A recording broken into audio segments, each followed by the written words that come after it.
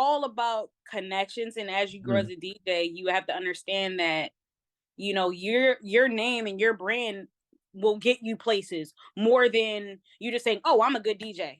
Like other people have to vouch for you in order for you to get on.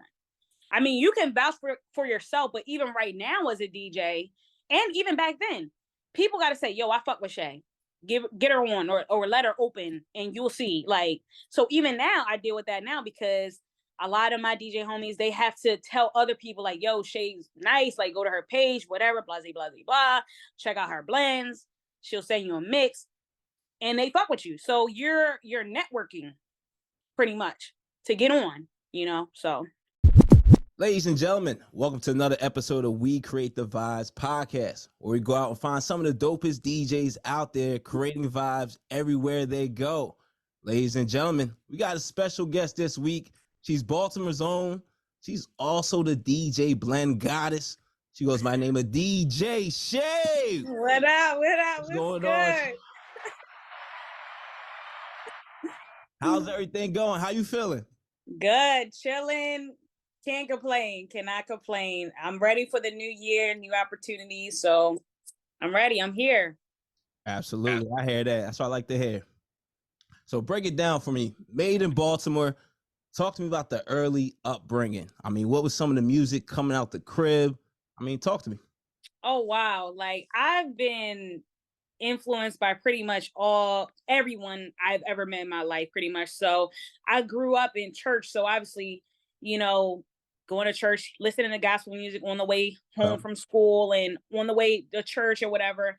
And then my stepfather, he's really big into like 70s and like 60s, 70s, 80s music. So like groups like Sly and the Family Stone, Earth, Wind and Fire, listening to that on the way to school. It gives me a different outlook on like music. I had my childhood best friend. He actually lived like 2 blocks down from me. He introduced me to classic rock music and heavy metal. Nice. So yeah, it's like so many different influences. And I also grew up going to like performing arts schools. So I went to performing arts schools, middle school and high school, and then I was in band in 5th grade. So I knew like at an early age, because especially whenever I would go to church, I would hear like the organ and the drums, and I would come home and I would be like, "Oh my gosh, I want to play this. I want to play this." So I remember my mom buying me we went through probably like 5 drum sets. Wow. 5 drum sets. Like it's crazy. Yeah. But I'm literally like teaching myself how to like play stuff and like how like to read music and stuff like that. So then middle school, then you learn how to actually read music and understand notes and keys and stuff like that. High school, the same thing. And yeah, like music influences, I pretty much pick it up every day. Like I never want to be a one trick pony and say, "Oh, I only listen to this type of music." Cause like there's so many genres out here that you would never think that you would like. Like I would never thought I like country music. But some days I wake up, I'm like blasting Garth Brooks in here. Like they are some of the great writers. Like seriously, like country music, the writing, the lyrical ability. Like if you listen and you in touch in tune with yourself, you're like, man, that's a real story. I can feel that. You know what I mean? Yes. It's dope. Yes. I like that's dope. So like, I mean, I always tell people all the time, because I mean, I do a lot of different events. So a lot of people are like, "Oh, you're going to just play this type of music." Like, no, like I love all music. Like I'm an open format DJ. So meaning you play pretty much everything. I mean, there's thousands of genres of music. Don't get me wrong. But like the main ones that everybody knows: pop, top 40, classic rock, EDM, hip hop, trap, goes on. So yeah, like reggaeton. Reggaeton, right? Afro beats, and Afro beats has like pretty much grew within the past like 3 years. Like, I mean, if you don't fuck with Afro beats, then like you're weird to me. Right. Like, where are you from? Like, seriously. Right. Nah, that's dope.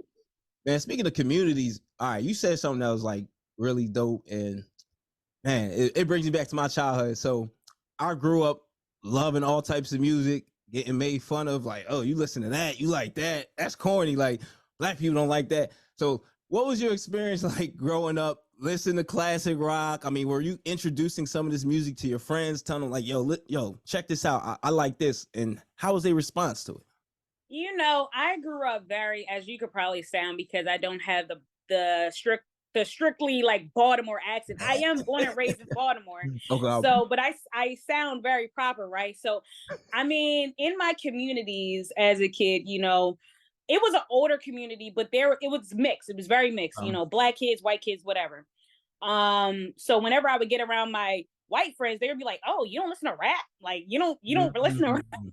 And I'm like, "Yeah, I do." But anytime I get around my black friends, they're like, "Well, what is this? Like, what is this?" So I kind of like kept it on the low, like, Okay. but in the meantime, I'm on LimeWire, like downloading Fallout Boy and like all these other rock Right. bands and stuff like that. Like Nirvana and Green Day and Metallica yeah, very was Metallica's probably very dope. Metallica, Rush, like so. I mean, I wouldn't say I received any judgment for it, but I think the person that was actually really surprised was my mom because she was like, Shania, like, what are you listening?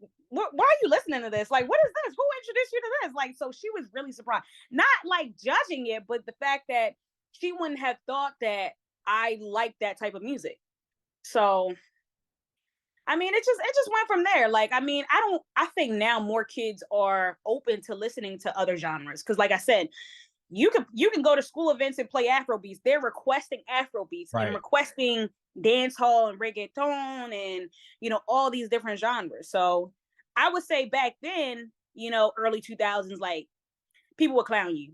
They would. That's They fact. No, would. that's true. That's true. Like it was either hip hop or pop, pretty Yep. much, or R&B. That's it. That's facts. That's facts. So you got a musical background. I mean, awesome. And you started early. I mean, when did you realize like, yo, DJing can really be a thing for me? Like this is something I can do. Wow. So so 2014, I graduated from high school. So when I went into college, or before I went to college, I sold my drum set. And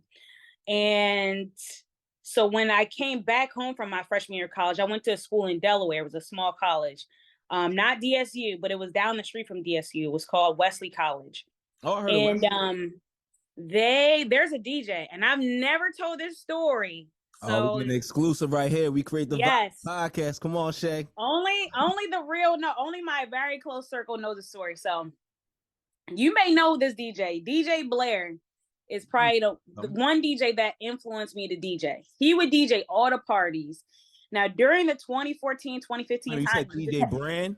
DJ Blair, Brand too. I fuck with Brand too. Okay. So Blair, Brand, all of them, like pretty much from Philly.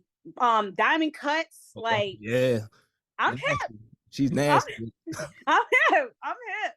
So Blair would DJ all the parties. I mean, during the 2014, 2015 years, you just had to be there. Like his mixes is crazy. Anytime I would go to a party, he would be DJing. And like, it's almost like you just knew the party was going to be lit because he was DJing. So I would say he inspired me the most to start DJing because I'm like, damn, like he's really tough. Like I would listen to his mixes probably like once or twice a week, or anytime he drop a new mix. So 2015, May of 2015, I came home from college and I brought my own equipment and just taught myself. I was on YouTube, literally hours, spending hours. Like, how do they do that? Downloading music. Like, hours downloading music. So yeah, and it's just been up ever since. So it'll be 8 years in May.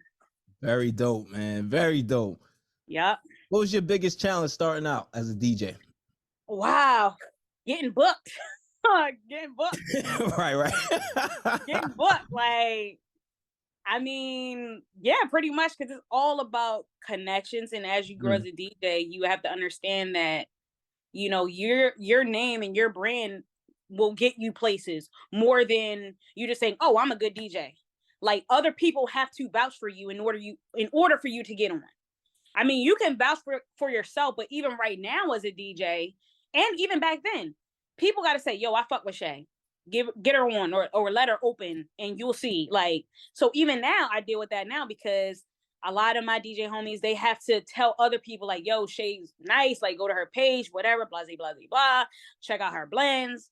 She'll send you a mix," and they fuck with you. So you're networking pretty much to get on, So No, that's so true. Now take me down memory lane. First gig, how was that experience? First gig. Oh wow, this was awful. It was awful, Reese. I think everybody has an awful first It gig. was it I was terrible.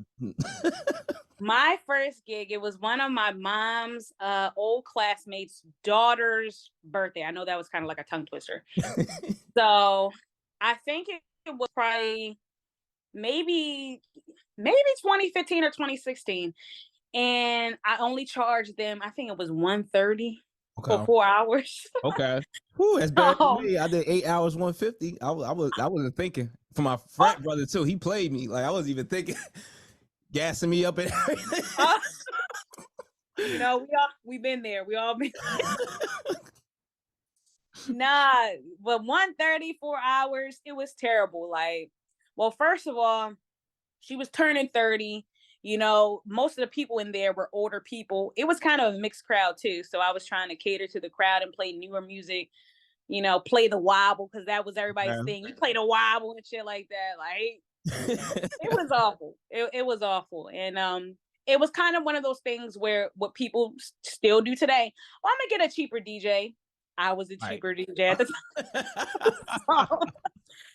So yeah, it was a 0 out of 10. First gig, 0 out of 10.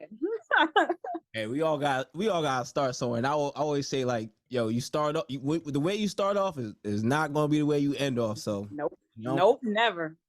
But this 150 for 8 hours. I'm in a business fraternity called Alpha Kappa Psi. Yo, I pledged back in 2008. Yo, my older frat brother, like alumni, like really had me. Yo, you can come do this big party for me. It's gonna be mad people. You gonna be able to give out all these cards.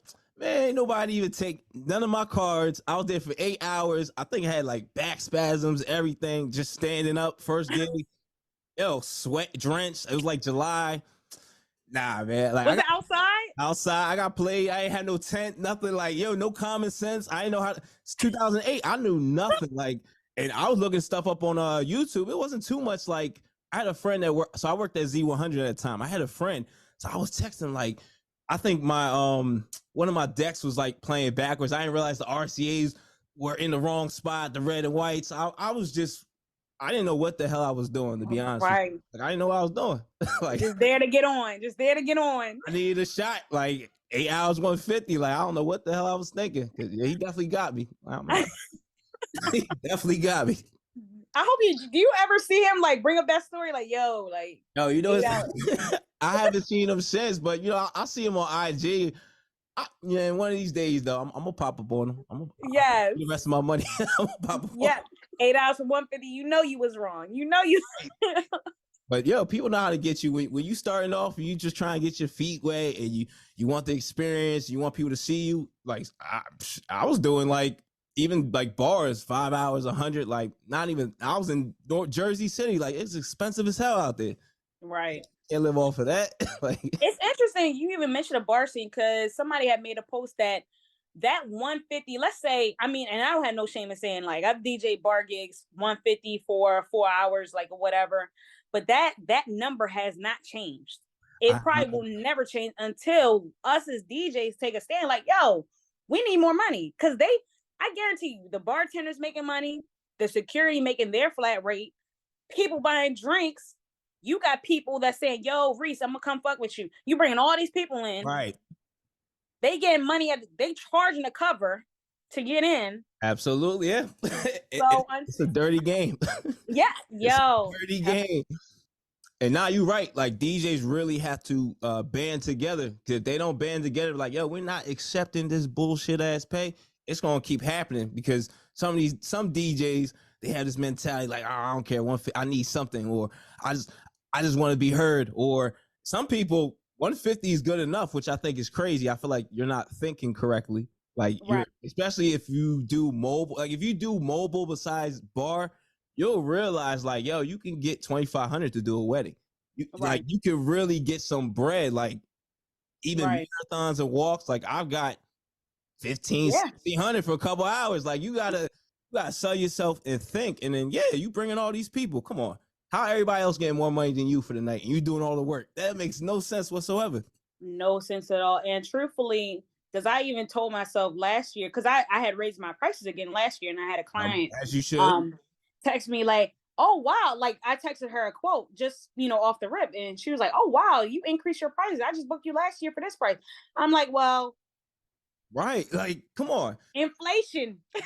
Not even that. I do this logic. Like I never said this to a client. I always want to say this. Like, would you stay at your same job for how many years and make this? Like that doesn't even make sense. Like make it make sense. Like you talking nonsense right now. Like I think it's crazy for someone to even what you went up $25, $50. So the fuck what? Do you talk to the gas station when they go up? Like yo, y'all went up a couple cents. Like come on. Right. Like yeah, I even with the eggs. Y'all gonna complain about the egg price, y'all still gotta buy eggs. Absolutely. Complain about the gas price, but you still gotta pump gas. So what we doing? You want to complain about the DJ prices, but the baby shower not gonna have a DJ. The prom not gonna have a DJ. The wedding not gonna have a DJ. Then what? Right. Nah, absolutely. Man, it's crazy. And like you said, like, yo, we gotta all be a collective and be like, yo, we're not accepting that anymore. Like my price is my price. Check the reviews. I look at it like this. I don't do the whole price cutting and whatever. Like either you gonna book me or not. But yo, if somebody got over 100 reviews, like and they 5-star, like come on, like what are we talking about here? So how do you feel about DJing for your family events? Because recently I have decided that I really wasn't going to do any family events anymore because family events to me is like sticky. Like, because I feel like because I've been DJing 8 years now. I like to look at things like what value am I going to get out of DJing that event? Like who's going to be at the family event? Who's going to be there? No, you said something that's key. You said like, what value am I getting out of that? That's not even just for family events, but like for any events that you do, that's the outlook that I have, even private events. What value do I have being at your event? That's true. Now, granted, we may accept a gig that may be lower pay, but the value of who's going to be there. So if I accept a gig that's $200 less than my rate, it's probably because I see value in it. Somebody's going to be there. That's important, or other important people is going to be there. So yeah, I'll do it for that rate because I see value. Yo, you on, yo, you gotta get you a podcast. Nah, you said something that a lot of people don't realize. Like, yo, you gotta see value in events you DJing because you DJing a 1-year-old birthday party. And it's like, because I'm not gonna lie, I've done a lot of them in the past, but I told myself like, yo, I'm not doing that anymore. Like, there's nothing to see here. There's nothing exciting about a 1-year-old birthday party. There's nothing that a potential client will see from a video, be like, yo, I need to book him because he DJed this 1-year-old birthday party. So now you're right. Like, you shouldn't be DJing events that you don't see value in because you're wasting your time. And everything is not a money grab. Like, that's how we got to start thinking. Like, it's not always about like, yo, I'm gonna get paid for this. If this event is not valuable, why waste your time? If you're enjoying the content you're watching right now and you want to learn how to level up at all your events and create vibes, well, make sure you subscribe to the YouTube channel right now. You know, I made it a decision like, yo, I'm just very selective now at what events I do. Like, it has to be worth my time. And you said it like with the whole value thing, but my time means everything to me. So it's not even about the money for me DJing. That's how you know, because newer DJs now, you know, everybody's so excited to get put on. But when you still constantly do gigs and stuff like that, you're going to see for yourself. Shit don't even be worth your time. Right. For the money. right. No, for the money. Why would I choose to be at this event when I could be at this other event making less? But again, the value has to be there. Right. Like, so I'm very selective when it comes to certain events now because it's like, and I'm not gonna lie, sometimes it's hard for me to say no because it's like, I don't know, it's so and so, and I don't want to be mean, but shit, the game's cutthroat. Shit. It's okay to make tough decisions, but that's how you grow in your business because you have to make tough decisions. Even if you treat you DJing full time, that's your business. You gotta treat it like a business. Sometimes you can't accept everything. Sometimes you gotta make cuts. Like, it's true, yo. Yo, Yeah. so true. And like, yeah, I feel like the older you get too, you be like, yo, I don't feel like doing that shit. Like, I'm 36, so like, I'm not gonna lie. When I was 20, yo, like I started DJing when I was 20. I didn't care. I was taking everything. Like, yo, I thought it looked good to DJ 6 times a week. Yo, like I really thought it did look good. But like now I gotten older, yo, if it's not even like, because sometimes I look at like I used to do DJ twice a day, and sometimes I'll be like, yo, is it like this travel plus the hours? I'm having a 14-hour day. Is this shit really worth it? Like for me to wake up the next day, my whole back sore, and a lot of times it wasn't worth it. Like I kill it DJing for any crowd, but like DJing for little kids, I really don't see the value at this point. Like I do a lot of corporate stuff, so it's like I just, unless it's like a walk or maybe like a disability for kids or something like that, I would do. Right. But a 5-year-old birthday party, nah. Like, nah. I even somebody hit me up like, oh yeah, Shay, I need you to DJ my Sweet 16. No, sorry, I don't do that. I'm too old for that. I'm done. Like I did Sweet 16 a couple months ago in North Jersey, and yo, I was killing it, but I wasn't like feeling it. I couldn't feel it, and those are the worst type of gigs. Like I'm like fake dancing, I'm like, damn, I really don't care for what I'm playing. And that's just hard. It's not worth your time, not worth the energy. Now, the only things, maybe like proms or homecomings, but I even cut back on those because again, not worth my time, not worth my energy. Like, and how I even do that, like I send the schools like, hey, a Google link, send me a song request list because I don't want no kids coming up to the table like, nah. Right. Like, or so I even sticking the like, come on, man, what's wrong with you, yo? Like, play Bad Bunny. Have some etiquette, like have some song request etiquette. Don't stick this shit in my face because I'm gonna act like I'm acting like I'm blind on some Stevie Wonder shit. I don't see right. Like, don't do that shit to me. I hate it, yo. I don't like it. Like, and I was in DC. I DJ for Insomnia Cookies like 2 weeks ago, 2 or 3 weeks ago, and I got one of my DJ homies to DJ like I think it was like the Shaw location, and they shut his event down, talking about the music was too loud. They shut 45 minutes into it. They shut him down. Then they try to come to mine like, yo, you playing way too loud. I'm like, yo, this shit low as I'm inside the store, decibels low as hell. Like, what are you talking about? Like, get out of my face. They're like, yo, can you play this song? Can you play this song? Right. Nope. That's crazy. Nope. That is nuts. No, that's another thing. Request etiquette. Now I know. Shout out to my homie DJ No Request. He's in DC too. This nigga says no requests at all. Like, no that is his DJ name, and he lives by that. I think I know you. You have an app or something? Huh? Does he have an app or something? I'm not sure. There's somebody that has their tag is like no request or whatever, but their DJ. I think I know you. Is there like IG in black or whatever? It says no. Is DJ? If you can pull it up, is DJ? I think it's no requested DJ. That's his at name. Okay, all right, maybe that's all right. I'm following somebody that says like no song request or whatever, but they dead ass with it too. Like, or they post like, nope, don't come up with me asking this, not.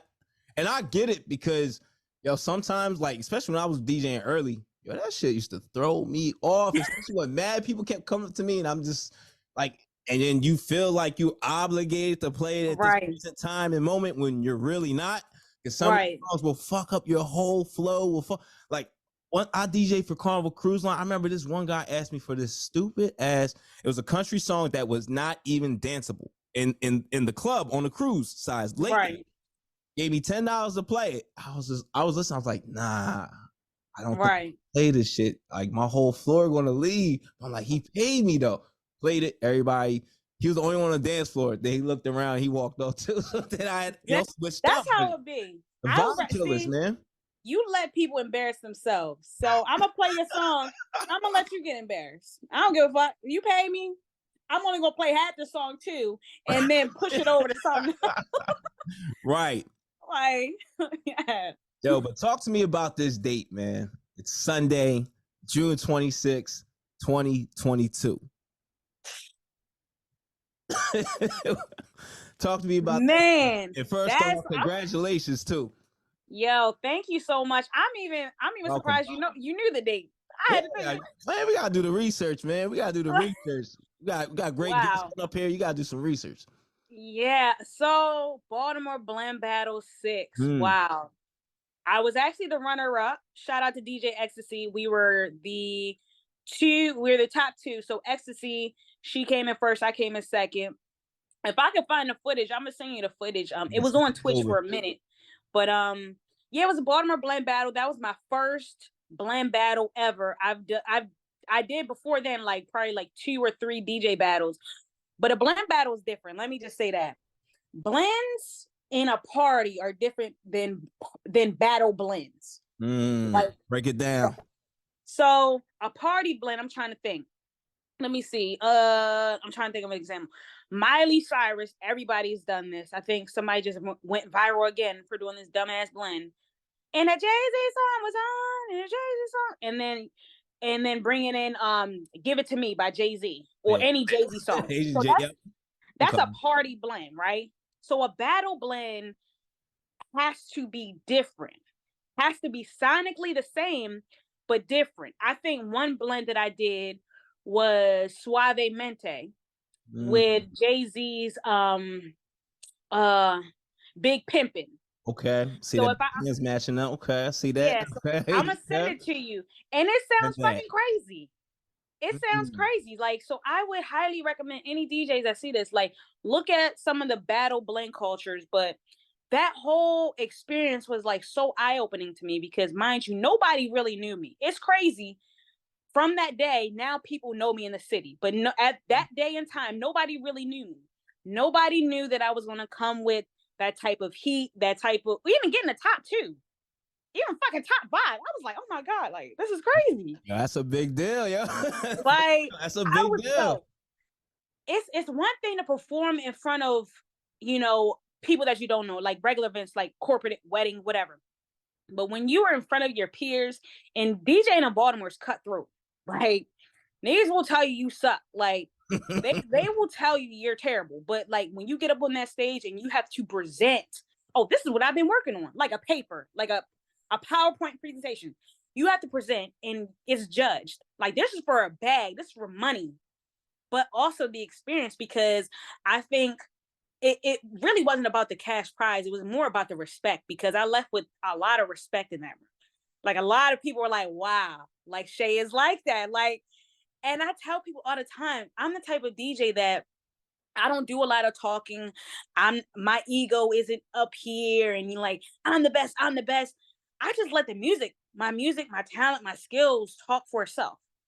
So coming in second in that blend battle, which is very close to shout out to my girl DJ SC. She's OG.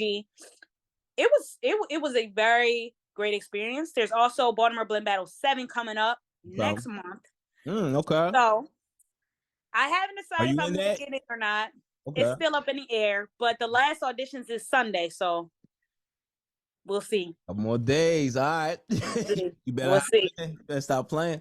I know. Better stop playing. You better come with it. Yeah.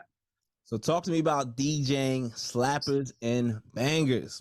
Like, talk to me about that event. I mean, when did it first originate? How did you get down with that event?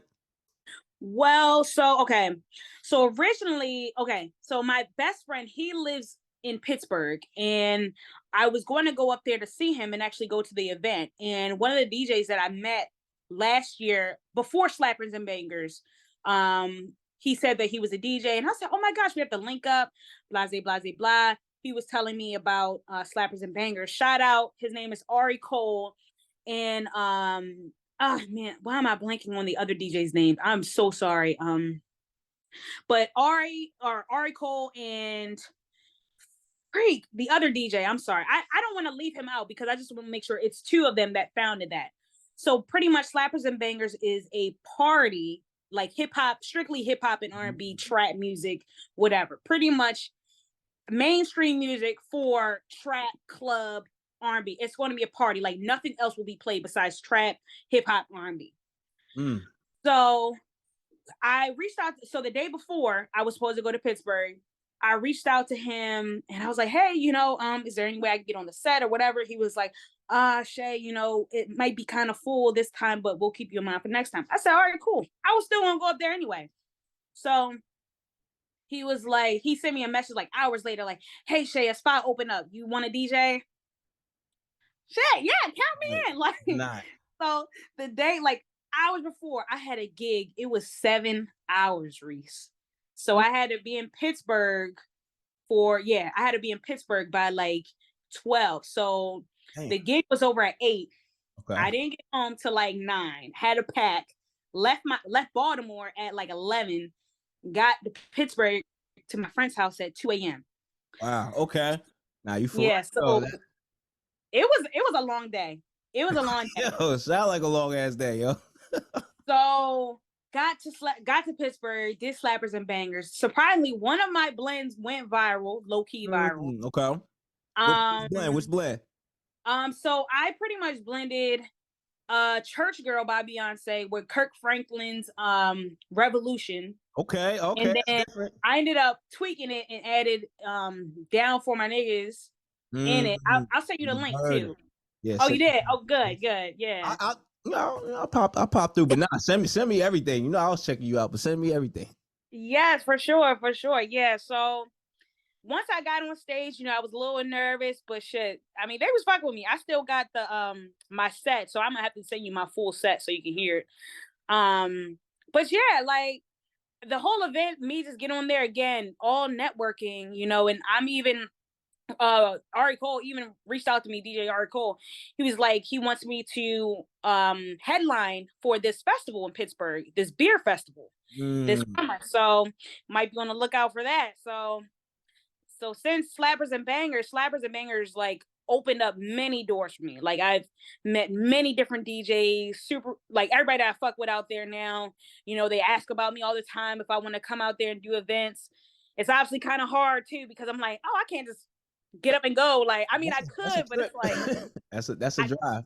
I could. That drive, Reese. That's a drive, yo. I think I'm like 5.5 from Pittsburgh. I'm like, I try to get in the radio over there. I'm like, nah, there's not much over there, yo. Like, it's not much in Pittsburgh. Like, nah, ain't for me. The drive is crazy. It's crazy. Nah, that's dope. Yeah. Well worth it though. Yeah, but Slappers and Bangers, I would highly recommend. I think they have a couple a year, so I'm gonna definitely keep everybody posted. But if they can make it out there to Pittsburgh, it's a vibe. And I say this because Slappers and Bangers was probably the first event in a long time where I felt like people were there just to appreciate the music. Nobody was really on their phones. Everybody's just vibing out. Like, I don't know. It's just different. It's a great vibe. That's how I can describe it. Like, it's a great vibe. If you like music, because even now, club scenes, people on their phone, even at parties, nobody likes to listen to music, dance, or whatever. But times are getting weird, man. Like, shit getting weird. We losing recipes, Reese. We losing recipes. I know, yo. It's the world, man. I don't know what the hell going on. Yeah. Do you feel any pressure being a dope ass female DJ? I think the only pressure that I feel is coming from myself, because sometimes, I could feel, I'm my own worst enemy. And I say that because my standards for myself are very high, because I tend to, criticize myself more than anybody else.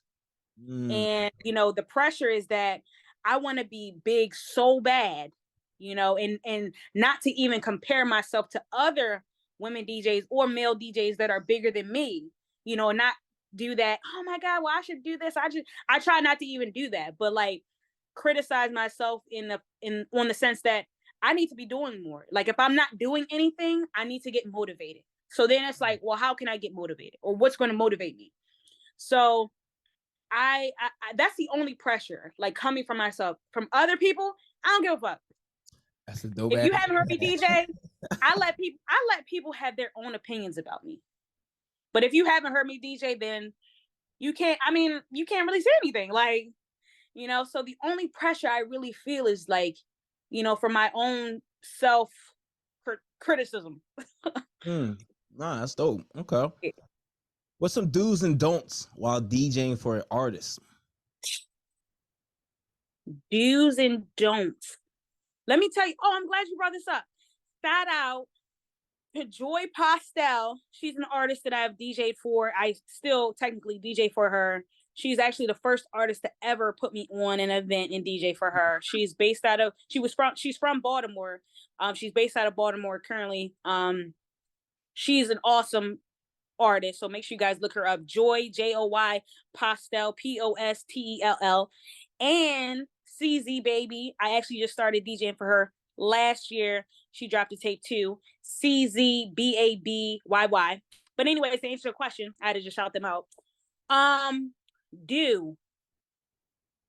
Make sure you got the set ready. Make sure you're prepared. Make sure you have all your cues up. Make sure you connected with the artist. Like, hey, this is what we're going to do.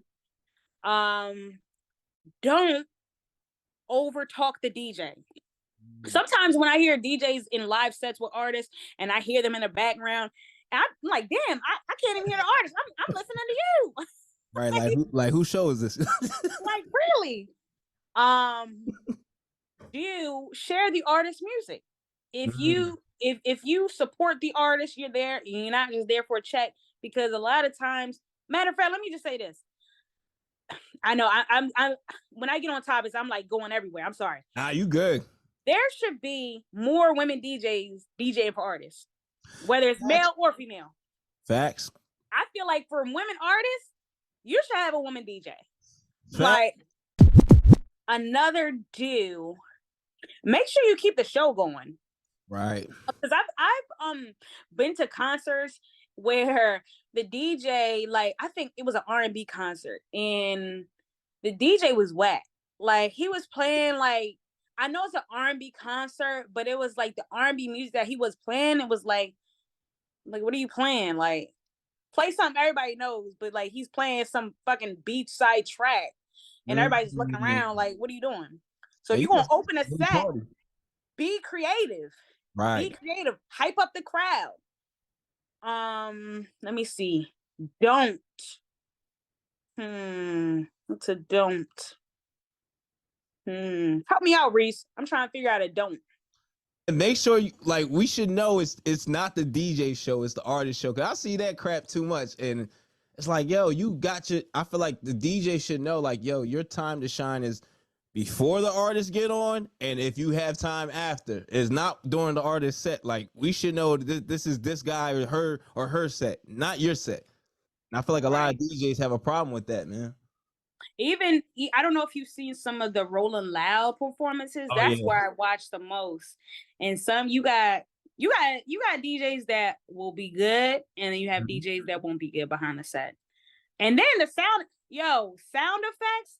I figure, I mean, it's not important, but like, you gotta make sure like you have something like something like. People need it, yo. It's a different era. Like you like when I started off, I was DJing with a 4-channel Gemini mixer. Then I went to this little old ass Newmark mixer. Nothing. Like, you ain't hitting no effects, not even a filter. Like, you wasn't be able to do any of that shit. Like, the Newmark Battle Pack turntables, no effects, none of that shit. Now, yo, you gotta have it. You gotta have it. It's a different generation. People, the way people are listening to things, even grabbing people's attention, has to be done differently. You know what's crazy now that Serato 3.0 is out, so I'm very curious to see if DJs will use like the stems effect during artist performances, but that could be risky if you don't have the right laptop. If you don't have the right laptop, it could be risky. Absolutely, you don't want that thing crashing, everything. Right specs, that's serious right there. You gotta have the right specs to be doing all that. Yes. Yeah, so all right, so you ready to play a game called This or That? Ready. All right, let's get to it. DJ at Slappers and Bangers or DJ the Baltimore Blend Battle? Which one would you prefer if you had a choice? Man, I'ma say, damn, that's tough. Cause I gotta be careful with how I answer this question. Don't make nobody mad. Right. I'ma say I'm gonna say the blend battle. Okay. All right. DJ for Joy Pastel or ZZ Baby? CZ, sorry. I'm gonna say, again. I can't answer that because I'm a DJ for both of them. I can't choose. Now you can't Both. make a choice. All right. Yeah. Plead the fifth on that. All right. DJ a wedding or DJ a high level corporate event?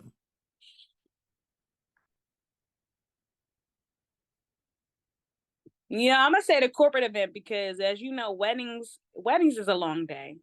It's not just a 6-hour wedding. Nope. That's almost an 8 to 9 hour workday. Nah, that's so true. I'm gonna say DJ the corporate event. Okay. Baltimore Club or Go-Go Music? Baltimore Club. Okay. Sorry, Go-Go. I would have chose that too, yeah. Give me some facts about Baltimore that people don't know. Wow. So, well, one major fact is that Baltimore is an artsy city. A lot of people overlook that. I know that may not be a big fact, but it is a big fact. There's a lot of different artists and celebrities that have come out of here that sing. Obviously, Mario, Drew Hill have come out of here. So a lot of big artists that actually came out of here, and even freaking Jay-Z mentions Baltimore in his rap. So I figured that we are significant that way. Baltimore is actually the Star Spangled Banner. We have a monument here at what is it called? Oh my gosh.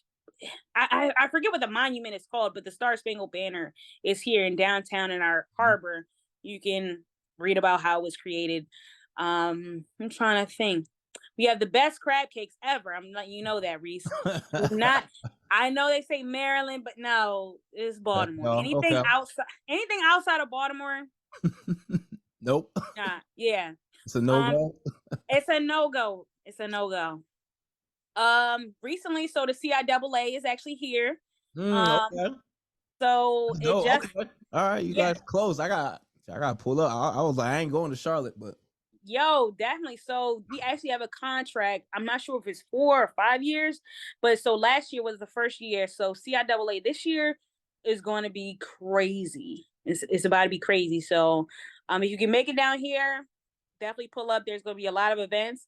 So definitely hit me up.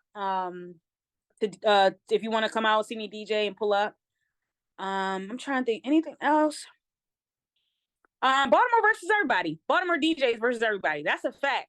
That's a fact. I'm sorry. I'm stamping it. I like that. That's a fact. I like that. Y'all gotta have an event, yo. It's something. That's an event right there. Baltimore DJs versus everybody. That's an event. That's a T-shirt. That's a hoodie. That's everything right there. Seriously. Yeah. Let me ask you a question. Yeah. So where are you originally from? All right. So all right. South Jersey, Nigerian descent, first generation though, but Igbo, Nigerian American. But man, I lived like all over New York, Mexico, New Orleans, but I was DJing out there though. It wasn't like I was just like living to just like, oh, I'm gonna move here or whatever. Right. But, yeah. Like so Jersey Club or Baltimore Club? Damn, all right. Yo, man. I'm sorry, Jersey. I know y'all gonna be bad. I'm sorry. I go with Baltimore because I feel like Jersey just ripped it. I'm one of those, like, I'll just keep it real. I feel like Jersey ripped it off. They expanded it, but you gotta give credit where it started, where it's due. And I'll be honest, I don't know, it's something because I went to school in North Jersey, so like, Newark heavy. I don't know, it's something that I liked it at first, but I don't know, it's something about it. I can't really. I'm all the way Baltimore, like. Right.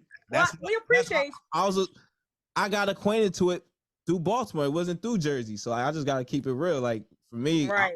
K Swift, like I wasn't listening with the like. I keep it real. Like I can't lie about that. And people hate when I say that, but like it's Baltimore, man. Like Jersey just remixed it. They're not the originators of any of it, Shout out to Swift, but what I will say about Jersey Club, because they've been able to keep it alive. Yeah. For many, many years. Baltimore Club is slowly growing back into what it used to be. Like you couldn't tell me as a kid, like whenever I would get out of school or go to summer camp, 92Q, all you heard was Baltimore Club in the morning time, pretty much every day, all day. Like, my teen years, everything. like party-wise, it meant everything. I don't think people understand it. Everything. Even like I went to Felician College and I went to Montclair State. Even when I was at Montclair, before the whole Jersey club started taking over, they Baltimore club. That's what I know. So to me, it's like, Jersey club is cool, but it's just a remake. It's just the rip-off version. It's cool though. They expanded it, but you got to give proper credit where it's due and where it came from. Got to. Very important. A lot of people act like they're the originators of certain things, and it's like, nah, people been doing that way before. Like, wasn't See, you hit, and this is from 90s. This is from 90s. Right. Like, come on now, like. Don't tell a young person that though. They won't believe that. Real. Like, I don't know. I'm like, you really think Jersey like invented this? Like, think like the sound. It's not even a Jersey type of sound. Like, right. Like make it make sense. Like, yeah. So what's your mentality like going into every gig? Because now that I would say, grown into a mature DJ, because when I started DJing, I was in college. So I had the mentality that, I gotta be the best. I gotta be on. I am the best. I didn't say it, but I just had that type of mentality, like, these niggas can't fuck with me. I'm the best. Right. But now you understand that sometimes it's not about you all the time. It's about the gig as a whole. If I'm at a wedding, it's not about me. There are DJs out there that they have to dance and do all this extra stuff. It's not about you. It's about the wedding. It is. Yeah. You have corporate events. And you have corporate events where DJs do the same thing, doing too fucking much. You're there to play your part. I'm serious, Rick. So that's all laughing. I know some DJs that be breakdancing. I'm dead ass serious. Like, their whole show, I'm like, okay. I mean, it looks cool, but I'm like, maybe you doing too much, maybe not. I don't to each their own. If that's how they do it, all power to them. But the mentality is that it's not all about you, but to show that your love for music. Because if people see that I enjoy what I do, then that's all the love I need. Because if they see how I'm enjoying myself, that's how the party's lit. Absolutely. If they don't have to come up to me and ask me no questions, if I see people enjoying themselves, so I'm coming in like, hey, we're just gonna have a good time. I'm gonna show them what I'm made of, what I can do, because that's pretty much it. Show up, show out, call it a day, and build your clientele. True. Especially like with corporate events too, like show up, show out, show them what you can do. Slappers and bangers, same thing. Niggas were flabbergasted, let me tell you. And I don't even I'm not tooting my own horn. But let me tell you, people were shocked because they never seen women DJs do that. Like, I think people realize like, it's not male and female. Like, they get busy. Period. Like, yeah, there's female DJs shitting on male DJs. Like, I feel like some people really feel there's a difference, and like to me, it's like, nah, we all DJs, we community. It's the politics, but that's another story for another. We be here all literally all day, It's the politics, and I never say that I mean, I know a lot of DJs out here that would do anything, and I mean anything to get on, and I'm just not that type of DJ. But as long as I know that people will respect me after an event that I do, and they're like, wow, Shay really can rock a party. She can do this. She can do this. And that's all I need. But sometimes, and I was even thinking this the other day, sometimes I would rather people give respect than rather them say, oh, well, you need to earn my respect. I remember having a DJ say, oh, yeah, Shay, well, I never heard Shay DJ. So until I do that, she got to earn my respect. I want to say, nigga, who are you? Yeah, who are you, right?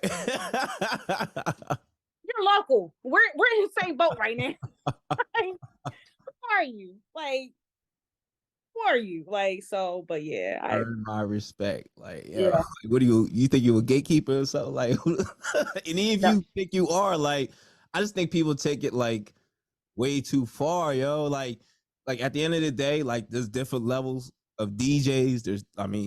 I wouldn't consider a karaoke DJ on the same level as someone DJing clubs, corporates, even when if they're strictly doing like I know guys that are strictly just doing karaoke. They don't know how to mix. Like they don't know how to mix at all. They can't even scratch to say they life. Like they can't do patterns or nothing. Right. I still have respect for them because at the end of the day, they're still doing the skill. Even though I'm not familiar with that skill, I've done like maybe like 1 or 2 karaoke events, and I was like, yeah, this ain't for me. Like I like the DJ. Like this ain't right. But some people really think like, yo, I'm all the way up here, and it's like, bruh, we all DJs. Like we are truly blessed to play music for a living. Like a lot of people can't say they do that, and a lot of people will do their job, and a lot of people like go to work, they hate that shit every day. We are blessed to play music. Like, I don't think a lot of people think about that and put that in perspective. Like you're getting paid to play music. That's a blessing. That's a blessing. I think like I'm glad you brought up karaoke DJs because I mean I will say I respect any DJ. You know, when people come up to me and they're like, "Oh my God, I'm a DJ too," I'm like, "Oh, all right, respect." Like I'm not going to say, "Oh, well, you're bad." I've never heard you DJ, so I can't even make a judgment either way until I actually hear you DJ. But I'm gonna give you respect off rip and say, "Oh wow, that's really cool." Like some DJs like, "Yeah, I'm a KJ, or I'm a wedding DJ, or I'm a corporate DJ." Like respect. Absolutely. Respect. So you never know who you meet. Like some people, because I'm pretty sure you in mad DJ groups on Facebook, Clubhouse. I'll be in them groups, seeing some of the messages that some of these nut ass DJs write. Like, oh, somebody came up to me said they was a DJ. I was like, so what? I'm like, what? That's how you interact with people, bro. You twisted. Like something's wrong with you. That's not how you talk to people. That's not even how you network. Like you're stupid. Like you blowing an opportunity you don't even know. Like possibly. Like a lot of knows who. A lot of DJs feel like that because they've already reached a certain caliber. Like that's it. Like okay, I'm an OG DJ. I've been DJing for 30 years. Mind you, some DJs that say they've been DJing for 30 years. Well, it really doesn't sound like it. Like, I mean, no shade, no. Nah, talk that shit, cause for real. Like niggas is washed up, and y'all gotta keep it real. And you're not getting booked. No one cares about what was being played in the clubs in the 90s or how it looked. It's 2023. Yes. Like, nobody cares. Like, so for you to say that you have a passion about something, that means when you have a passion, you're gonna never stop doing it. Right. And it's so crazy because I was watching a video from about, I think it was probably like 2006, 2007.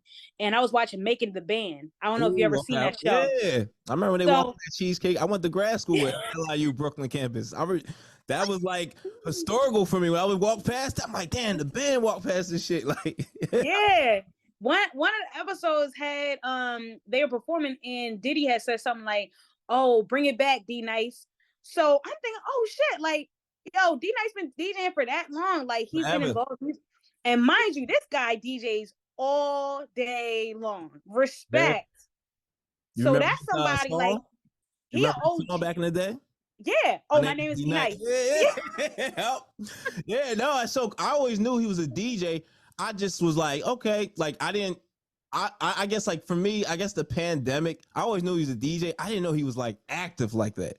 Right. The pandemic, I was like, oh shit, I didn't know I didn't know, but yo, that's a dude that took advantage of a great, not to say I'm pretty sure he was already getting booked for dope shit. I know he was mentoring someone as a DJ too as well, but I feel like he took advantage of a perfect opportunity. Like he really took advantage of it, and he's really like he's really cashing in on that opportunity. If we can give awards for pandemic, like taking advantage, and mind you, the pandemic was not a good thing nor a bad thing. I can't even say, I don't know what to say about the pandemic, but anyways, like a person that took advantage and pretty much like tripled his brand, even quadrupled his brand, D Nice. Yeah. Niggas hating on D Nice. I'm like, yo, like the guy is everywhere. Yeah. But you could tell he has a passion for music, not just DJing, because he is an artist, DJ, writer. He released a song or album Like crazy. Super dope, and I love it, man. Because like, I would have thought he was. I don't know. I would have thought he was like what is he doing? But like, and it goes to show you because there's so many. Like, there's a guy. He worked on. I know he worked on like Nas's like first couple albums. Large Professor, Large P. Okay. But yo, I was a fan of Main Source. Like so Main Source first album, Breaking Atoms. That got me actually into DJing. It was a song called Scratch and Cut. It's literally two DJs. It's scratching and cutting. That's what the song is. It's scratching and cutting on a beat. So that shit really got me into DJing. Like that in the movie Juice. Like that got me into DJing. But I didn't know this guy. Like I've sometimes it's weird. I'll go check his IG and I didn't know he still be DJing. Like, and he still be DJing with the vinyl. I thought this pro was just chilling somewhere, but people really have a love and passion for this music, love and passion for DJing, and it actually really shows, you know? Yep. And the ones that love music, you'll see them more when they get older. Even some of my OGs that are here, they've been DJing 30 plus years, still DJing. Not they may not even be booked, but you could tell the ones that still been DJing and you know they still have a love for music. So still got absolutely. What's the biggest lesson you learned from DJing? That's a tough question. I think we touched on it earlier. You know, it's not all about the money, but it's the value. So I'll say that again. It's not all about the money. It's about the value and what you're going to bring to the table. One of my good friends, DJ Supreme, shout out Preem. I remember one day we were having a conversation and we were just talking DJ talk or whatever. And he was like, you know, Shay, it's never about who's going to be there. It's about what you want to bring. That's true. So, you know, I did this brunch. It was called Girls Need Brunch for this promotion team. And they have never seen me or heard me DJ really. And after I finished DJing, they were like, wow, what the fuck? So again, you never know who's going to be in the room. It shouldn't even matter who's going to be in the room. Yeah. It's about what you're going to bring to the event. And don't be so caught up in, oh my God, I'm DJing full time. I need this money. The money will come. Right. If you really a DJ and you say, oh, why I love music, it's not about the money, then the money will come. The gigs will come. It's all about the value. It's always going to be about the value, what you bring. Nah, that's facts, man. And that's just not even DJing. That's professionalism, how you carry yourself at gigs, how you treat your clients, how you communicate, how you build your brand, pretty much. Like it's all about the value. So if you're putting more value into your brand as a DJ and actually your personality too, because not everybody's going to hire an asshole DJ. Like if you are an asshole person, nobody's not going to fuck with you. Yeah, I don't think anybody gonna fuck with you. You could be nice as hell, but if you don't know how to talk to people, you're gonna be nasty. Yeah. Might as well sit in the crib and DJ, man. Like for real. Yes. That's what a lot of some of these DJs need to understand that. Like it's crazy out here. Yes, they especially the younger ones, you know, but I think some of these younger DJs and TikTok DJs, and I say TikTok DJs because you already know we don't have to get into it. But now you talking some real shit. they are only here for a moment, while other DJs, we're here for a lifetime. No, and trust me, we'll see. Like, you know, it's gonna be 5 years down the road. You know, a lot of people gonna be selling their gear. Yo, because I bought so much shit from DJs in New York that like either quit or, you know, 3 years into it, they wasn't really feeling it. I'm like, yo, bring that equipment over here. Bring that shit over here. Yeah. I'll buy it off you. Yep. Half my record collection is off of people who just gave up and quit. Like they gave up and quit. Yeah, gave up and quit completely and like free. I think I probably only bought maybe like 25 records in my lifetime. I have over 1,000 records. The rest of them are free. Like Craigslist, yo, back in like 09, 2010, 11, 12, 13, 14. Like, yo, I was on the hunt. Like I was getting everybody like, yo, you don't want that mixer? All right, bring that shit over here. Like I was getting everybody's shit, like just taking it. See, now I gotta start mine. I gotta start my little crate collection now because I know a ton of DJs with like, if you see their Twitch live, they had all the records behind them, like thousands of. Nah, facts. So how can people find you? You guys can follow me at DJ SHAY underscore DJ Shay underscore Facebook on Instagram, DJ Shay underscore Facebook.com/DJ SHAYY. I'm also on SoundCloud, DJ Shay underscore. Also on Mixcloud, DJ Shay underscore. And pretty much bookdjshay.com. Yes, ladies and gents, y'all heard that. Y'all know how y'all can get in touch with DJ Shay. DJ Shay, I appreciate you. Ladies and gentlemen, this was another episode of We Create the Vibes podcast. Today's special guest, the blend goddess, DJ Shay. DJ Shay, much love. I appreciate you. Thanks, Risa. I appreciate you.